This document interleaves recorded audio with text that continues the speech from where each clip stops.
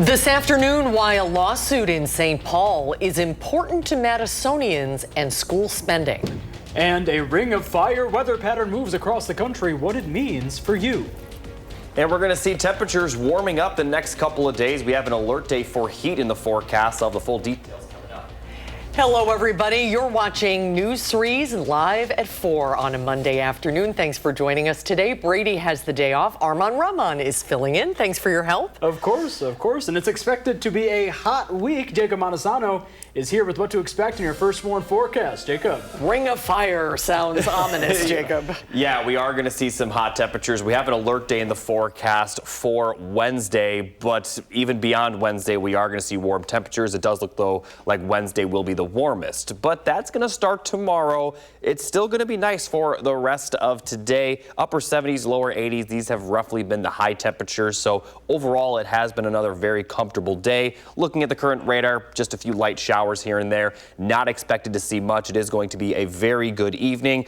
Maybe an isolated shower here or there, but that will be just about it. Overall, temperatures and conditions will be very good this evening, as we'll see 70s across the board. Maybe a few areas hanging on to the 80s for the next couple of hours. The one blemish in this evening's forecast is the air quality isn't the best. Looking at the air quality forecast, a lot of the area at moderate levels, some areas at the unhealthy for some level. But not only has this improved from earlier in the day, but it's going to continue to improve overnight. By the time we get to tomorrow, that wildfire smoke will really push out of the area. Air quality will be better, but temperatures will be warmer. And looking at tomorrow's forecast, those highs are going to get into the middle 80s, and these are just the actual temperatures.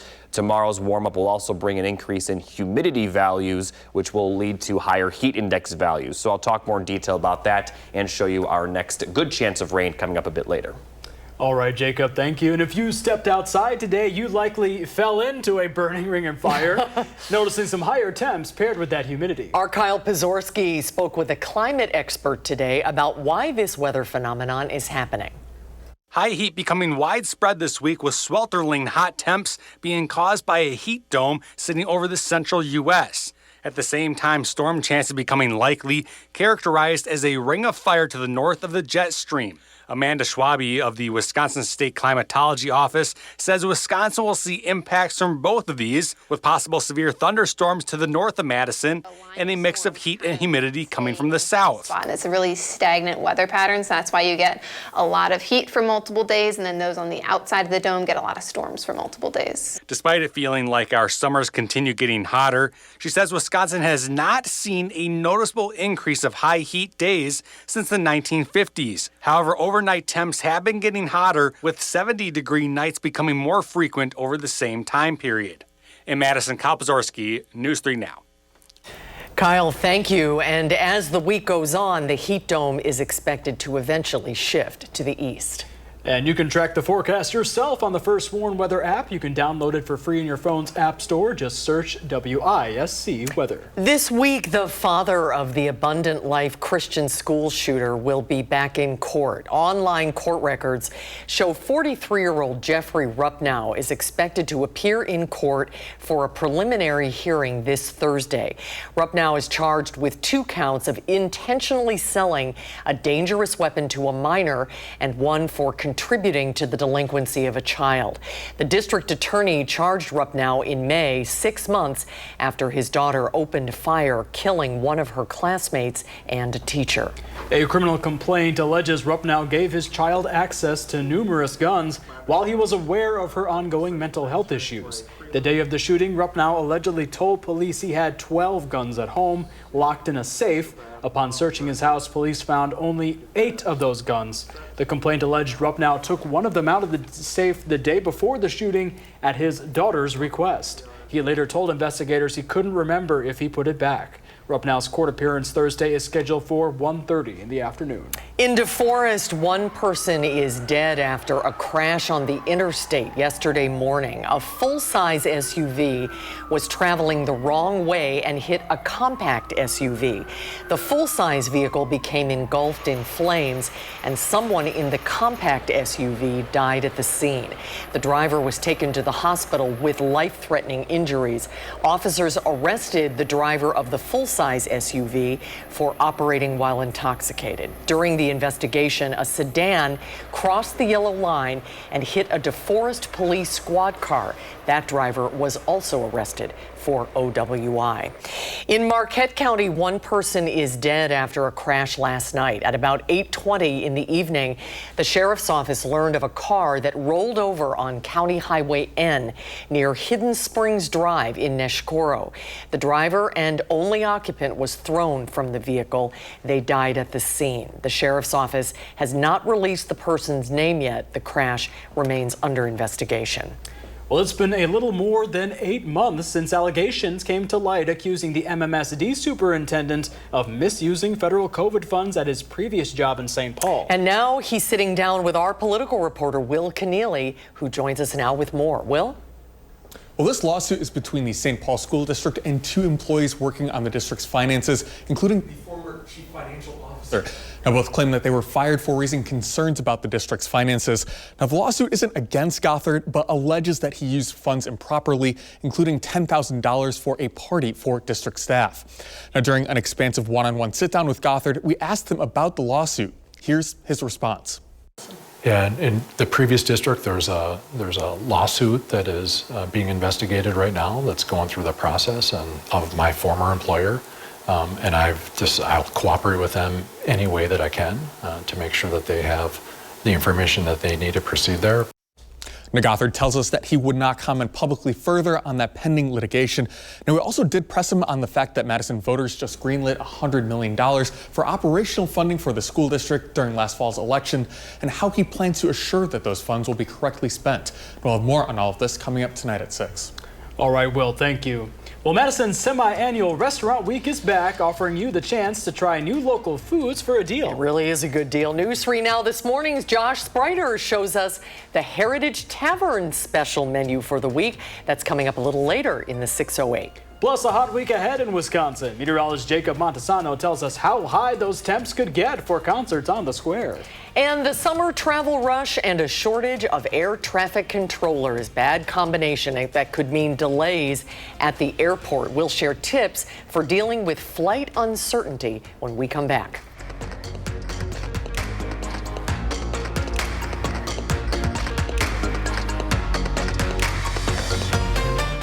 We are waiting for a judge to sentence an ex-Kentucky police officer who was convicted in relation to the death of Breonna Taylor. Brett Hankison was found guilty last year of violating Taylor's civil rights during a no-knock police raid in 2020. Hankison fired several shots through Taylor's bedroom window during the raid. Last week, the Justice Department said because Hankison did not shoot Taylor, he is not responsible for her death. The agency recommended he serve a one-day sentence. The battle between Harvard University and the White House continues. Today, lawyers for Harvard appeared in federal court to argue the government broke the law when it cut more than $2.5 billion in federal funding. The Trump administration did so, claiming Harvard's DEI efforts are discriminatory and that last year's pro-Palestinian protests on campus were harmful to Jewish students. Harvard's lawyer said today the case is about the government trying to control the school's inner workings. And dozens of Palestinians were killed while trying to reach aid in Gaza over the weekend. On Saturday, more than 30 people died in Khan Younis area while trying to get food. Palestinian health officials say they came under Israeli fire. Then on Sunday, the UN World Food Program said 25 of its trucks filled with aid arrived to find massive crowds of starving people when gunfire began. In that instance alone, 67 people died. It marked one of the deadliest days of the war for aid seekers. This is one of the worst tragedies we've seen so far in this particular war. Thousands of people running towards us, and they were hungry, they're starving. And all of a sudden, the Israeli tanks, Israeli guns, Israeli weapons from all kinds started firing on the crowd. Israel's military said soldiers had shot at a gathering of thousands of Palestinians who posed a threat and that it was aware of some casualties, but it said the numbers from Gazan officials were higher than what its own investigation found. Malcolm Jamal Warner, who co-starred on the sitcom The Cosby Show, has died. He drowned in Costa Rica while on vacation with his family yesterday. Costa Rican officials say a rip current pulled Warner into the ocean while he was swimming. The New Jersey native, who made his acting debut at just 9 years old, became a household name for his role as Cosby's son, Theo Huxtable. He went on to be in Malcolm and Eddie, the sitcom Grownish, and the reboot of The Wonder Years. Malcolm Jamal Warner was just 54 years old. Right now, the price of beef is soaring. The Department of Agriculture says beef is selling for $9.26 a pound. That's nearly 9% higher than the price of beef in January. Analysts say several factors are to blame, including smaller cattle herd sizes, drought conditions, and more expensive feed. On a recent earnings call, the CEO of Tyson Foods said these have been the most challenging market conditions ever for the beef industry. Southwest Airlines has set a date for an end to its open seating policy. Assigned seats for passengers will begin on Southwest on January 27th of next year. The airline first announced the change last summer, going to assigned seating for the first time in the company's history. The ability to get certain seats will depend on the fare. Purchase options include standard, preferred, and extra legroom seats. You can buy tickets for assigned seats on Southwest starting next week. And Alaska Airlines is operating as usual after a temporary ground stop on all of its flights. The airline says an IT outage this weekend resulted in a temporary system-wide ground stop. The stop left some passengers stranded on planes for hours. It's still not clear what the cause of that IT outage was. Well, it is the height of summer and airports are bustling with travelers jetting off to vacation destinations around the globe. But this year, the aviation industry has been under some stress. Air traffic controller shortages, computer outages, congested airspace, among other issues. Any small glitch or disruption can lead to a cascade of flight delays and cancellations. Michael Yoshida has some advice when your departure time is up in the air. It's definitely been a summer of delays and cancellations and a lot of grumpiness. From bad weather to staffing problems to computer outages and more, airlines have faced some turbulence this summer. So all of this just compounds and creates a heap of problems. Travel writer Andrea Sachs says if your flight's delayed when you're trying to get away, remember these things. Beware of the creeping delay, a flight that keeps getting pushed later and later and then eventually gets canceled. As soon as you see or hear about there being a potential problem, investigate the cause. Is it weather, mechanical, or something else? And where is your plane? Is it in the air or still sitting at another airport? Then you know whether you could just sit tight and wait, or you need to jump in and start advocating for yourself. Create a backup plan ASAP. Don't wait for more alerts or to be rebooked automatically. Use your airline's app or other travel apps to find other flight options, even less direct ones that still get you close to your destination. Also, when trying to rebook or get help, use every form of communication, in person at the gate, through the app, on the phone, or even through social media to make sure you're heard and addressed. And know what you want. Be prepared with possible options and be aware of code share agreements or partnerships your carrier may have with other airlines. You need to help yourself a little bit to give them some guidance. And it's okay, stand up for yourself. Well, let's get a look at your first warn forecast. A hot one this week, according to meteorologist Jacob Madison.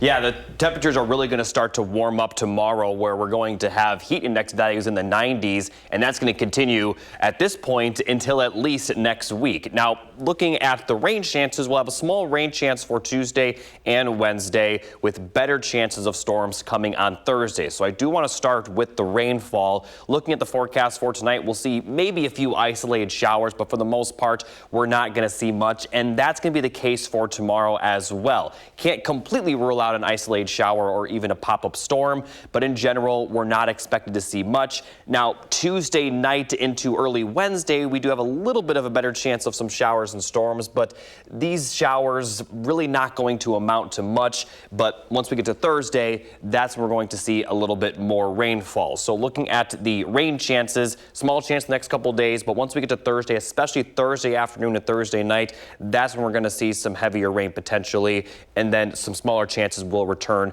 for the end of the week. But this rain Thursday, that's not really going to impact the temperatures all that much because we're going to continue to be hot. And again, the alert day is just for Wednesday. We wanted to highlight Wednesday specifically because that's the day where we're expecting triple-digit heat index values, but that doesn't mean the other days won't be warm. Now, there's an extreme heat watch in effect for most of the area. Right now, for Wednesday morning through Thursday evening, could likely going to be upgraded to a heat advisory once it gets closer. But a lot of the area under that, and even those of you not in that heat or extreme heat watch, it's still going to be very hot. So looking at the heat index values, they're going to get into the 90s tomorrow, a little bit warmer further west tomorrow. But then as we get to Wednesday, most of the area will see heat index values near, if not a little bit above 100. We'll probably max out around 105. So still very, very hot. As we get into Thursday, still going to see some hot temperatures with heat index values in the 90s. And Friday might get a little bit better, but still very hot, and the weekend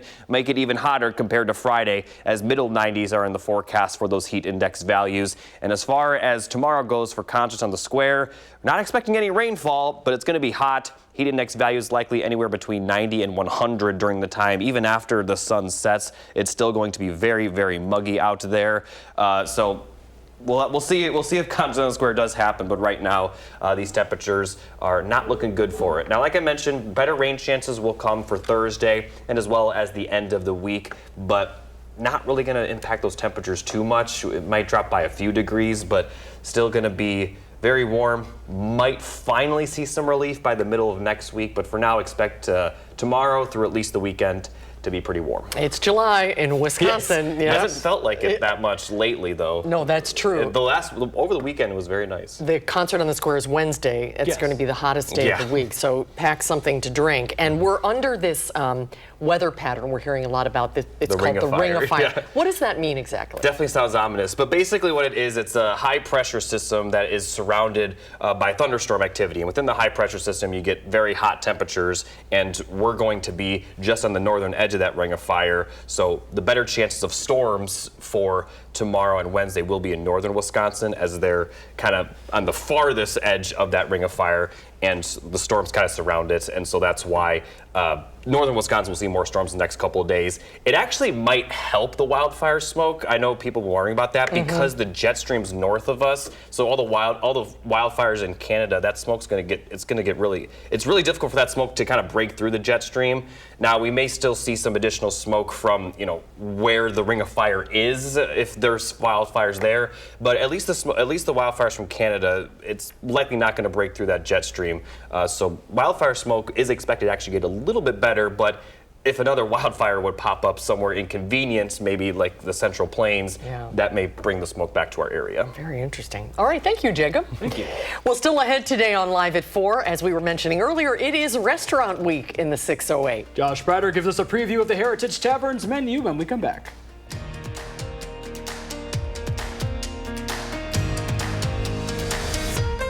In the 608, it's Restaurant Week. Josh Spreiter is checking out some of the local businesses taking part. Our first stop of the week is Heritage Tavern, and we have Chef Dan joining us today. Chef Dan, thanks so much for having us in. Thank you for coming in today. So this is such a big week for you guys. I mean, one of the biggest weeks of the year, it's got to be. It definitely is. Yeah, the summer restaurant week, busiest week of the year. That's amazing, and you guys obviously have been gearing up for this. So what can folks expect if they come on out to Heritage Tavern? We don't dumb down our menu at all. We give you the Heritage Tavern experience. We do our 3-course menu for $40 a piece. You get multiple choices through each course. And here at Heritage Tavern, we love to highlight the season. I shop the farmers market every Wednesday and Saturday. I pick out the freshest ingredients. We have people that forage just to the restaurant. We actually have our own butcher shop in Prairie du Sac. One of the dishes that we're featuring today is a coupe du jour. It's a cut of the day. So we break down a whole beef. We have New York strips, ribeyes, skirt steaks, flank steaks. And we'll cook those to temperature, carve them up, and serve those with, today we're doing with this week, sauteed spinach, turnips, some foraged mushrooms. This is a potato bone. We actually carve it to look like a marrow bone, hollow it out, and stuff that with some braised short rib. Top it off with the zabayon, just like hollandaise sauce, and then finish it with a homemade demi-glace. Oh, that looks so good. And I like how you focus on local, because that is such a big deal, especially here in Madison and in Wisconsin in general. You're supporting local. Absolutely. You know, the local farming community is what's kept me here in Wisconsin. I've actually gone on farm myself. I visit a lot of the farms, and myself and all of our chefs here love to celebrate the ingredients that come in fresh and are just the most exciting things that we can get during the season. It's really, really fun. So your food's great, and your location's great too. You're pretty proud of your restaurant here. Yeah, this is a very iconic space right downtown Madison, Wisconsin, right off the Capitol Square. We've been here going on 13 years now. Wow. Yeah, you kind of have to do the math because it's been a long time. It's been a long time, yeah. That's so cool. So if people are interested in coming on out and checking you out for Madison Restaurant Week, what do they need to know this week? Our bar is open all the time, so you can just walk right in. We serve from 4 till 9 o'clock during the week, 10 o'clock during the weekends. You can go online, heritagetavern.com to make a reservation.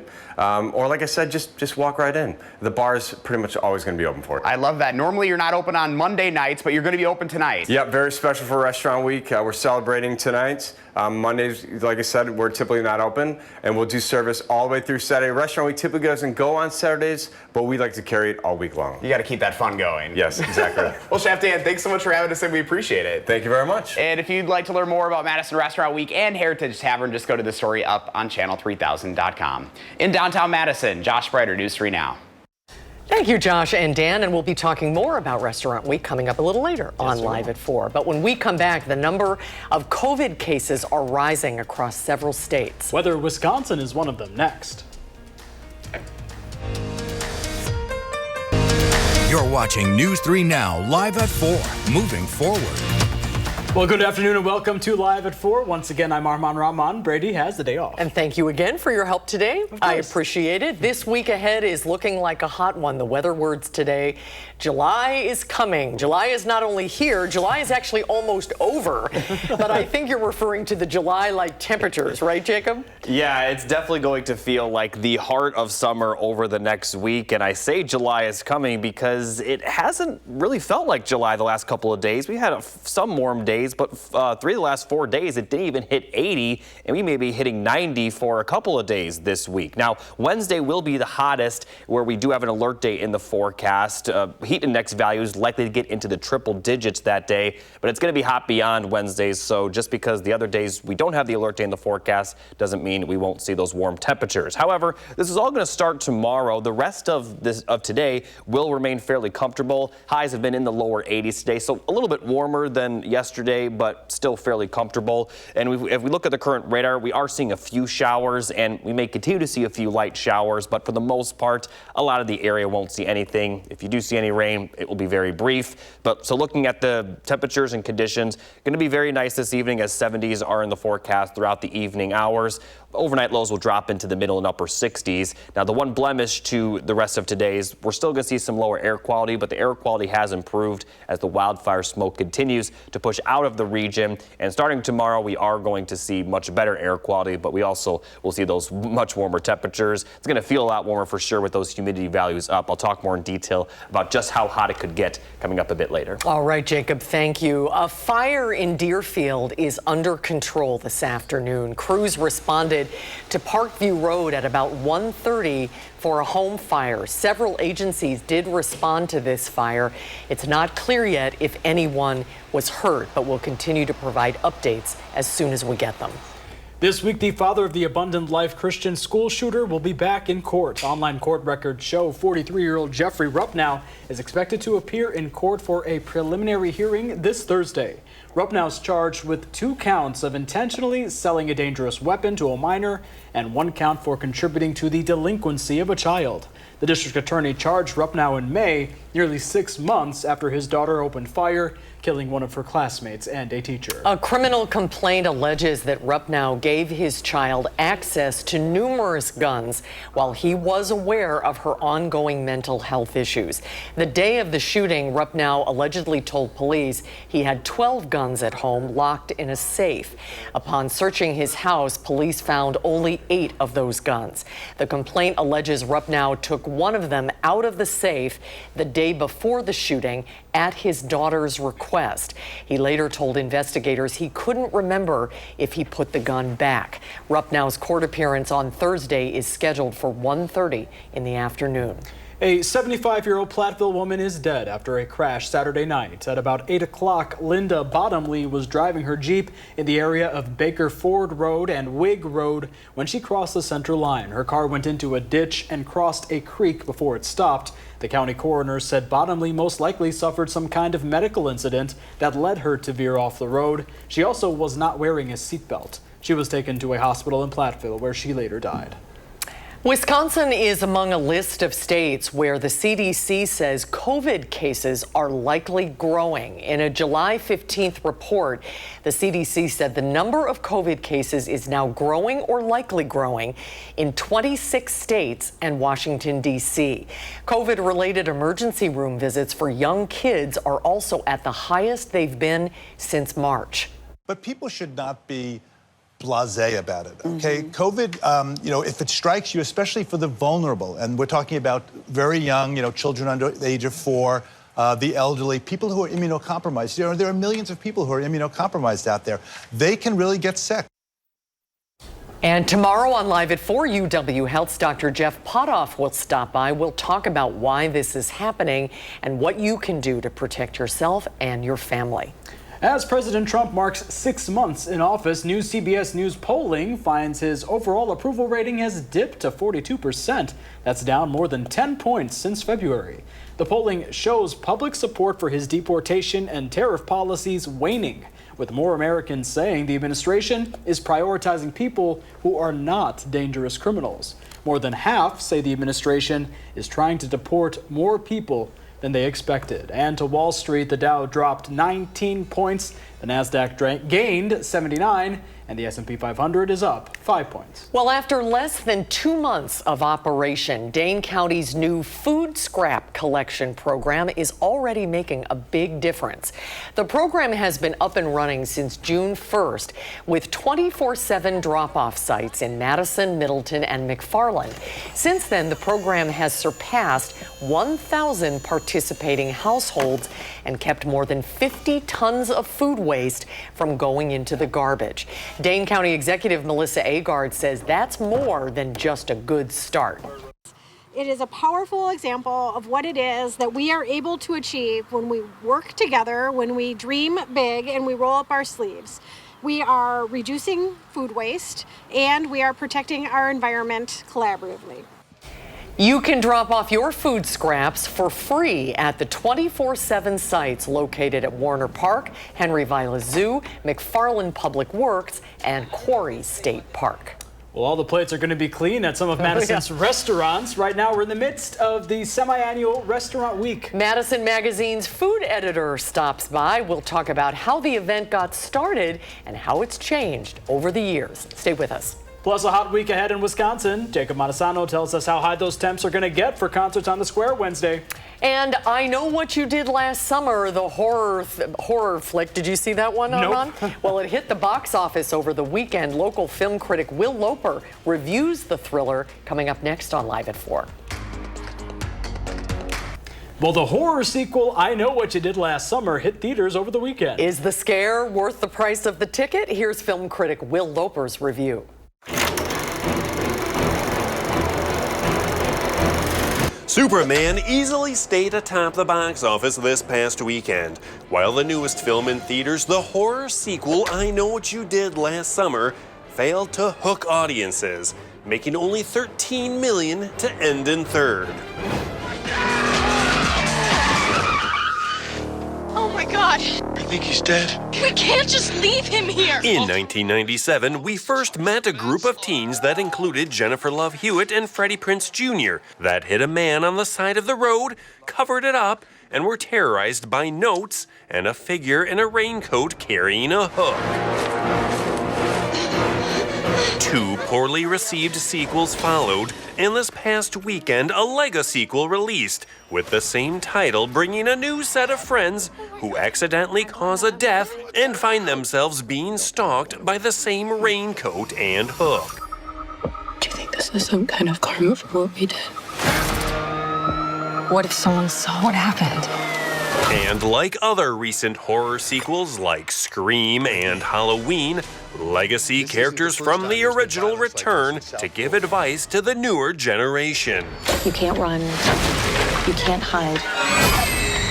Get them before they get you. But outside of one sequence involving a harpoon, this is a film with no scares, no thrills, and absent those, fails to even have fun with the genre, like the recent Final Destination Bloodlines did. I just have one question. What did you do last summer? Avoid the shame of people knowing you watched this movie last summer and skip it. What are you waiting for? For Live at 4, I'm Will Loper. What are you waiting for, huh? What are you waiting for, indeed? Are you a horror flick kind of a person? No, I'm kind of squeamish. So No, I'm the same way. We'll go see Superman instead. There we go. I'll see it twice. Yeah. Okay. Well, coming up on Live at 4, Jacob has your first warm forecast. That's not too scary. And the return of Restaurant Week, how the event got its start when Live at 4 returns.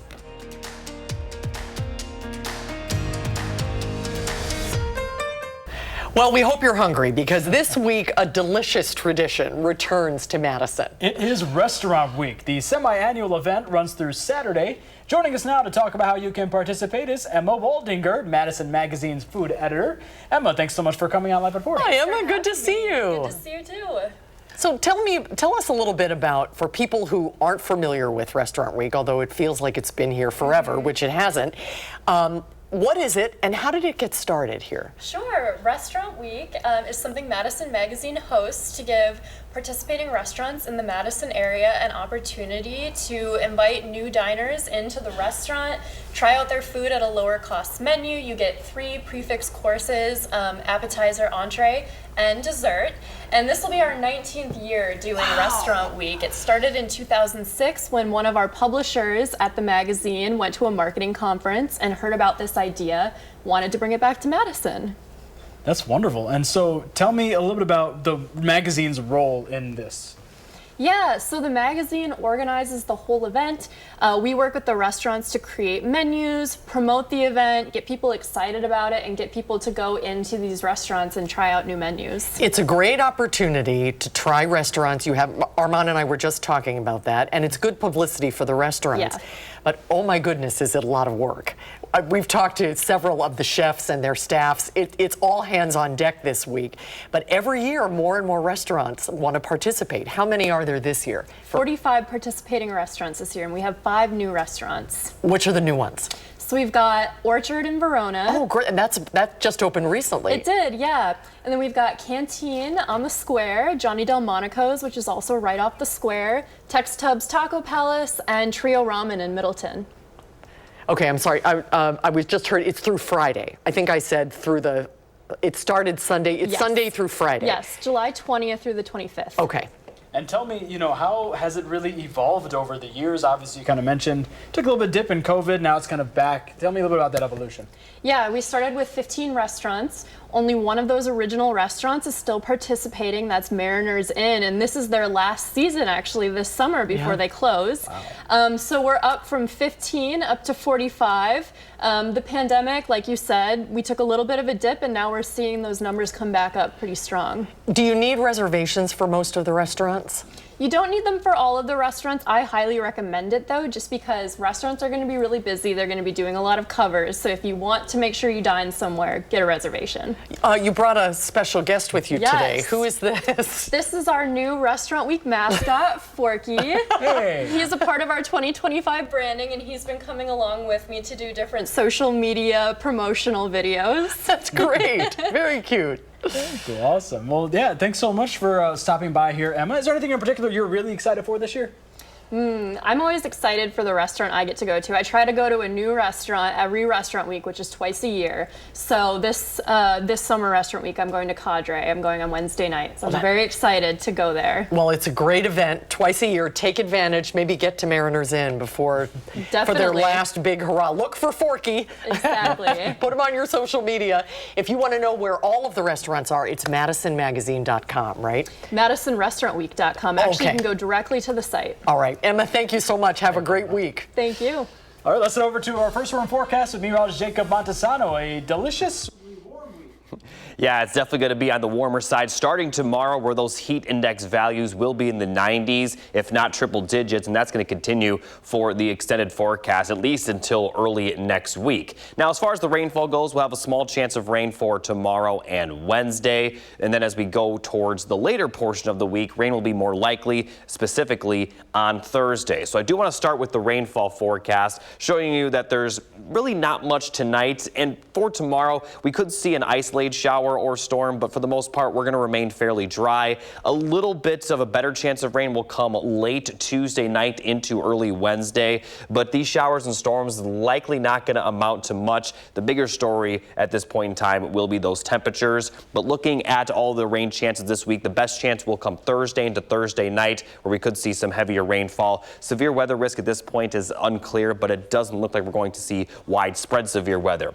Now, talking about the heat, the alert day is for Wednesday, where heat index values will be around 100 to 105. Other days will be hot, but Wednesday will be the hottest, and we already have an extreme heat watch in effect for a lot of the area from Wednesday morning through Thursday evening. So looking at the heat index forecast, middle to lower 90s for Tuesday, and then Wednesday near 100, if not a little bit above 100, maxing out at around 105. And Thursday and the rest of the week still going to be very hot. Again, not quite as hot as Wednesday, but still going to see those heat index values in the middle to lower 90s, and that's going to continue for Friday and the weekend as well. So looking at concerts on the square tomorrow, it's not looking great, although it is going to be dry. The heat index value will likely be in the lower 90s at best, and it will start in near 100 degrees. Now, the actual concert will start around 95, but when setting up, it will be in the triple digits. So looking at the full 7 to 10 day forecast, rain more likely towards the end of the week, but temperatures not really going to be impacted by that rainfall, as we're going to continuously see highs in the upper 80s to lower 90s.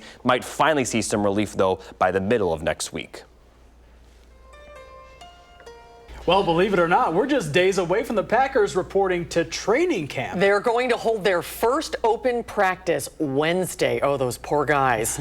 It's going to be so hot, but the Pack will pedal their bikes from Lambeau to the practice field, which is always such a great tradition every year. Our Andrew Banstra and Jason Wilde will be there with them, and they'll be bringing you coverage and interviews with the team ahead of the season. They open the regular season Sunday, September 7th, hosting the Detroit Lions. Wow. Very eventful and hot Wednesday at the same time there, Jacob, with concerts on the square as well. Yeah, really the only good news for Wednesday is that it will be dry, especially later in the day. Might see some rain early, but it's going to be very hot.